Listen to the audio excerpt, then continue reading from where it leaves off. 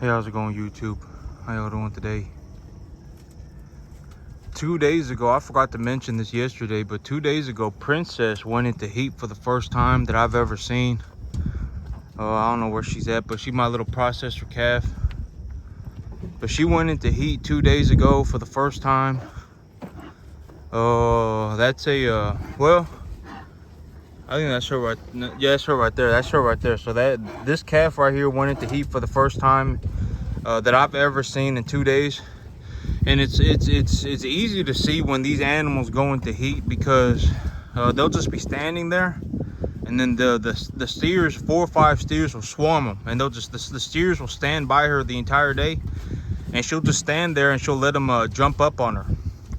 And so she went into heat 2 days ago. So this animal right here, these heifers, they enter heat when they enter when they get to their 60%. It's either 60 or 70% of their maximum body weight. So this calf right here, she's only going to get about maybe at maximum size, she's going to get about maybe 75% larger. So this calf right here, this early yearling right here, she's at about 60 to 70% of her maximum body weight at this point. I would say she's about 600 pounds. So at her maximum size, she's gonna be about 1,200 pounds, maybe about 1,200 pounds. Maybe she's about 700 pounds or so, 650 pounds. You can see she's standing next to some big steers right here, and these steers are probably close. Yeah, she probably maybe she about 700 pounds. So at her maximum size, she's gonna be about 1,200 pounds is what I'd say. But she went into heat for the first time 2 days ago.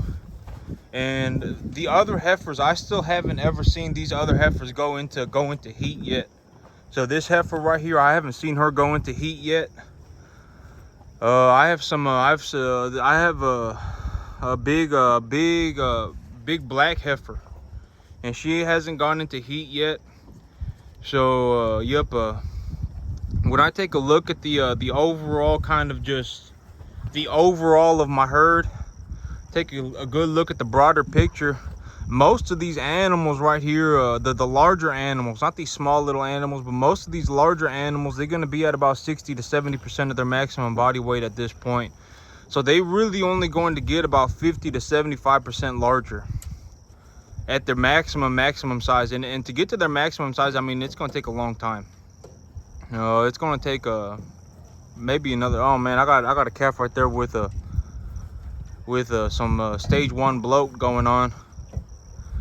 But these animals, from now on, I decided that I've been watching them eating, and I'm just gonna give them, oh man, and he got some really runny manure, and he got some acidosis.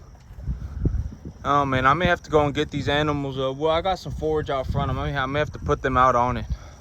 I didn't want to put them out on it because they know where the grain is at now, and so if I let them out, they just go running straight to the grain barn. But I need to put some grass in these animals or something. Well, I mean, it ain't like it wasn't completely liquid poop, but it may just be because the ration is too high in energy concentrates. I wouldn't say that it was a concerning amount of diarrhea.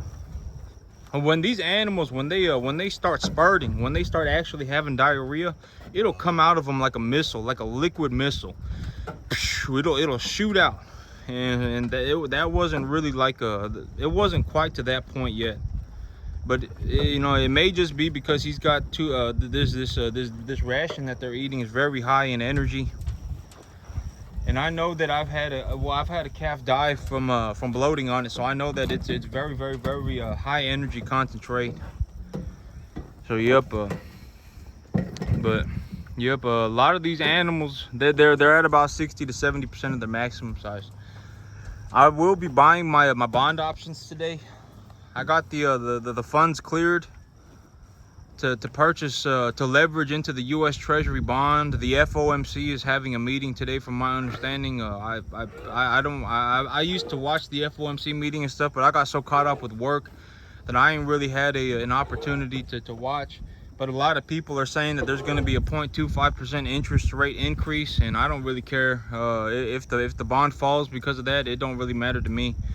The chances of me purchasing shares at the very bottom of the market and the chances of me selling shares at the very top of the market are almost zero. So I'm not even going to consider doing that. If the raising of the rate causes the bond to fall, causes the long bond to fall, I don't really care. The whole reason for me putting the $1,000 into the U.S. Treasury bond for 500 shares leveraged on a 3 times bullish ETF for the U.S. Treasury bond, long Treasury bond, for the 20+ year Treasury bond is because I'm looking to create an insurance plan for my cattle. If the U.S. Treasury bond falls off of a cliff, right? If the price of the U.S. Treasury bond goes lower, that essentially means that inflation is very high and that rates are rising. The falling of the bond is causing the rates to rise. And so that essentially just means that inflation is very high. And if inflation is very high, I'm going to do very good anyway. Because right now, I mean, look at my investments, right? I got cattle and I got land. And so if inflation is very high, I'm going to make money. I mean, I don't really have to worry about, or I don't really even have to consider if the U.S. Treasury bond falls, if the bond continues to fall into oblivion and the rate goes up, I mean, I'll fundamentally be doing very well because I have land and I have cattle. So a lot of my investments as of right now are inflation hedges. And so I am looking to solidify my portfolio by just putting the $1,000 into purchasing options for the U.S. Treasury bond on a leveraged ETF, so that, let's say, okay, so right now the U.S. Treasury, the yield curve is inverted, right? The yield curve is inverted and it's been inverted for a long time. And a lot of people are going, oh, well, there's nothing wrong, this, that, nothing's wrong, everything's good, everything's okay. But, okay, so here is how I look at it. When the U.S. Treasury yield is inverted, that's like me driving my car and there being a check engine light. At first, I may go, oh, everything just seems like everything's going okay. I don't really have to worry about anything. My truck is still moving. I ain't really worried. But the longer that I drive with that check engine light on, the more concerned that I should become. The more concerned that the person who is driving the vehicle should become. And the U.S. Treasury yield curve has been inverted for quite some time now. And so the longer that the U.S. Treasury yield stays inverted, the more people should be concerned, or the more people should see it as a man, maybe something is actually going wrong and something needs to happen before the engine just implodes, right? Because eventually, you know, there is a chance that the computer in the truck is wrong or something. Something's going on with the computer inside of the truck, and the check engine light is a faulty light. And maybe something is going on with it, but there is more of a likely chance that something is actually going on with the truck, and the truck should be stopped and looked at. And it should not just keep driving the truck. Probably should stop and take a look at it. And the U.S. Treasury curve, the inversion of the U.S. Treasury curve is essentially that, to me. That's how I think about it.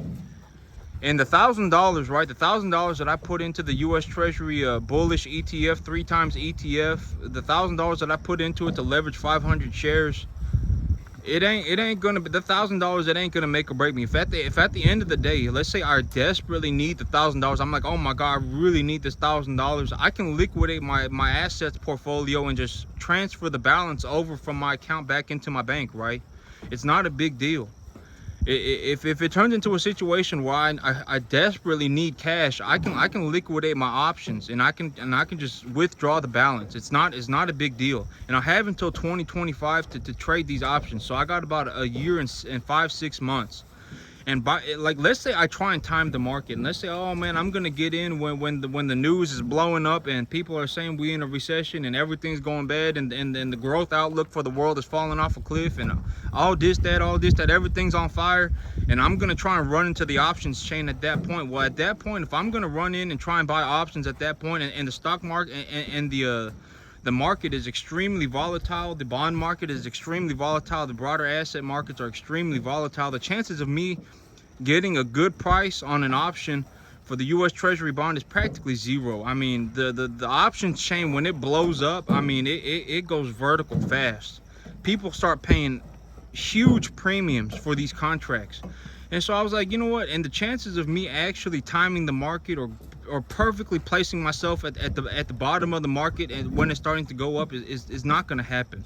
A lot of people who think like that, who try and avoid risk at all costs, they end up actually being losers. I mean, people need to take risk. I mean, I'm not saying risk it all. I'm not saying risk everything and you know, and throw yourself into an unrecoverable pit.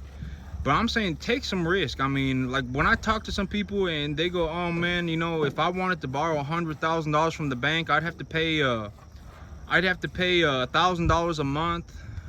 Oh man, that's a horrible deal, because $1,000 a month over 30 years, that means I'm paying the bank 200 or let's say $1,000 a month. That'd be 12 grand a year over 30 years. Oh, it's not. It wouldn't be $1,000. It'd be about $700 a month. So 700. You know, I'd be paying the bank about 240. It wouldn't even be 700. If I was gonna borrow $100,000 from the bank, maybe it'd be about $650 on a 30-year finance. And it's like, oh my God. But if I pay the bank, let's say $700 just to make life easy. Let's say I pay the bank $700 a month. That's $8,400 a year over 30 years. That's like 240 grand. So if I wanted to borrow, let's say $125,000 from the bank today, oh my God, I'd have to pay the bank 240 grand over 30 years. I'd have to pay them $750 a month for the 100 grand. Why would I take that deal? And it's just like, man, well, I mean, you know, I don't know what else to tell you. I mean, there are things that can be done to mitigate the risk. Like if I bought something that is equitable, like if I bought a piece of land with the money and the land appreciated, and then I produced the cash flow on top of the land. Because okay, here's my thing, right? Like let's say I go and I take a loan for $500,000, right? And I pay $2,500 a month for it. Oh, she may actually be going into heat right here for the first time too. This calf right here, because bison keeps trying to jump up on her. But she may actually be going into heat for the first time. But this is how the steers get. They'll stand right next to the heifer. And the heifer, they'll only really be in heat for about a day. Yeah, by about tomorrow, she'll be out of heat again. But the steers are, they may be, but if she's standing still and letting the steers jump up on her, she's in heat. So she's at about 60% of her total body weight too. But okay, but here's my mentality on borrowing money, right? Let's say I'm not, well, okay, my whole big thing is if I'm buying number one cattle, if my plan is to take leverage to purchase number one cattle, what I'll be selling is number one cattle. So I'll be buying number one cattle, and then I'll also be selling number one cattle. So the chances of me making money or having a liquid market are very high. The chances of people not eating beef tomorrow or giving up on eating beef next week is or next year or next month or whatever is very low. So if I buy number one cattle, I'll also be selling number one cattle, right? And so I'm in a very liquid market. There are a lot of buyers, there are a lot of sellers. And so if I take leverage to purchase number one cattle, I'm not really putting myself at much risk of not being able to sell the animals, because I can always sell the animals again. And so and okay, let's say I go to the bank and I borrow $500,000 and I take and that's $2,500 a month, right? So I go and the bank gives me $500,000. I pay him $2,500 a month, but I take that $500,000 and I find a way to make $5,000 with it. So I took the leverage. Even if I end up owing the bank $1 million over 30 years, it doesn't really matter, because if I take the $2,500 a month and I make $5 grand with it, I've netted a profit myself of $2,500 a month as well. So you know, the bank profits, I profit, everybody making money, right? Not everybody making money, because I mean, some people will still lose money. I mean, you can put people in the best market on the planet and they will still manage to lose money. It just is what it is. And so but that's the thing about investing too, is that the rewards are very good. You could make a lot of money, but you could also lose a tremendous amount of money. A lot of people need to consider that too. Like the things that I do, if the normal person tried to run onto my farm and do what I do, a lot of them would just get wrecked so freaking bad because they would go, oh my God, this is impossible. I can't do this. This is like their animals would be dropping left and right. They'd be sitting there, you know, pissing their pants, and they wouldn't know what to do. And so it just is what it is. But that's it for me today, YouTube. Y'all have a good one.